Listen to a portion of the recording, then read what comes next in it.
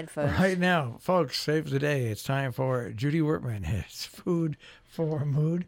Judy is the co-author of the Serotonin Power Diet, serotoninpowerdiet.com. Also, Simon Lucis is here. Simon Lucis' tummy. Ladies and gentlemen, let's bring her in. The doctor is in the house, Judy Wurtman. Good morning to you. Wish this was on a Skype or something so I could. You could weigh in. That's exactly right. Well, you don't. You can weigh in anonymously. All right. Anyway, I wish you had a solution for the other problem that we're talking about, which is what do you do about people who want to look attractive and want to wear clothes that look like other people's clothes, that is attractive and fashionable, and yet the choices they have are so limited that they end up wearing anything that will fit over their bodies. Yeah, the plus size thing. I will just say that I will say this is improved slightly, and so I will just throw it out there that if you want to, it's so horrible, but it is slightly better than it was. Yes, no, you're absolutely right. There are a few okay, so to start from the beginning, but we're talking obviously about people who, for a variety of reasons, find themselves in what the fashion industry calls a not normal size, a plus size, a woman's size, a large size. Normal, the fashion industry says, is a size 12, and anybody over that size is in a abnormal size, I guess, even though almost the majority of women in the United States tend to wear size 16, 18, or above. I really can't believe it's a majority, but it probably is maybe 30 or 40% because that is the number of the percent of obese people in our country. But also, if you count people who don't really shop, then you got to lop off 20% just because they don't care. So then you're in a bigger. It appears to be a bigger number, and I'm only saying that because in certain situations, I'm watching some of the evacuation footage in the Carolinas of caregivers and moving patients and so forth. It's like you're not size 6. You're not dealing with size 6 here.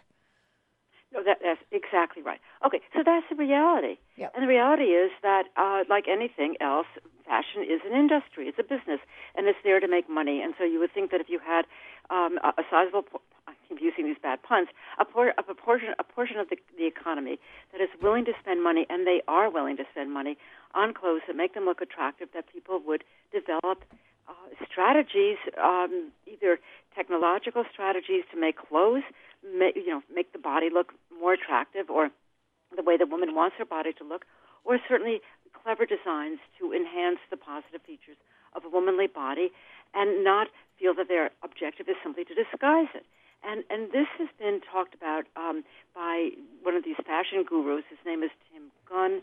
Anybody who has ever watched the runway story about I can't think of the name. It's a story about it's a program about designers who are trying to compete with each other to see who can design the most interesting and cutting edge fashion, and a Project Runway. And what he said is that it's really a disgrace that as designers come out of schools of fashion, or perhaps they're even self-taught, that their goal, of course, is to design for a size 0 body in which everything, you can put a paper bag on it with some pleats, everything will look attractive. And when, during the course of each season, they had to deal with what was called a normal woman, usually the models were the mothers or the sisters of the other contestants, and they chose among themselves which model they would dress.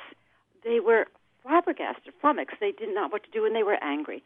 Why do I have to dress this woman because she has breasts and hips and she has lumps and bumps and she doesn't look like a size 0, and anything I put on her is going to look terrible? And so their idea was cover it up, put on a burqa-type outfit or a cape or a voluminous shawl, something to cover up the top, and we'll make wide pants or a wide skirt or a bag-like dress, and it'll cover up the bottom, and therefore we can pretend that woman doesn't exist.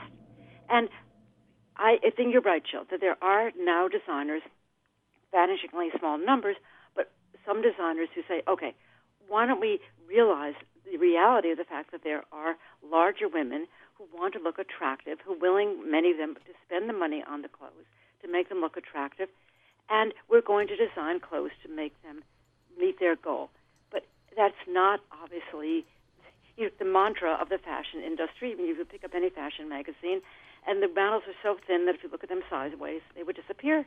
Yeah, and they all look like they're kind of... I have to butt in here because of being someone of girth, different sizes over the years. Men have always had the advantage in clothes over women.